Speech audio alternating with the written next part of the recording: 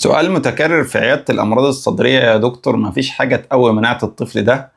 كل شوية يجيله دور حساسية، وبعض الناس بتيجي بأدوية مالتي فيتامينز أو فيتامينات وتقول أنا خدت الأدوية اللي بتحسن المناعة ديت، ولكن مناعة الطفل لسه وحشة والطفل بيجيله أدوار الحساسية. هنا وجب التنبيه إن دي ممارسة خاطئة، مفيش علاقة بين مناعة الطفل وحساسيته. يعني المناعة أصلا ما بتبقاش ضعيفة عشان خاطر نديله أدوية أو مالتي فيتامينز أو أيا كان الأدوية اللي تزود المناعة، ولكن الحساسية فيها خلل مناعي. يعني الجسم بيتفاعل مع أشياء مفروض ما يتفاعلش معاها. يعني مثلا شم هواء بارد او تستنشق هواء بارد، فالجسم عمل رياكشن او تفاعل ضد هذا الهواء البارد فضيق الشعب الهوائيه فجاله دور الحساسيه. هو المفروض اصلا يتجاهل هذا الامر وما يعملوش حاجه، فالطفل ما عندوش اصلا نقص مناعه. فبالنسبه للادويه المالتي فيتامينز اللي بتتكتب في ادوار الحساسيه، ممكن تزود الحساسيه لو في ماده من مدخلات هذه الادويه بتسبب الحساسيه، وكمان تكلفه زياده على المريض ملهاش اي قيمه. فحاول تمشي على البروتوكول بتاع علاج الحساسيه، ده الافضل والانسب للطفل، هو اللي هيمنعه من نوبات متكرره، مش ادويه المناعه ولا الادويه اللي احنا بناخدها كتير دي ملهاش لازمه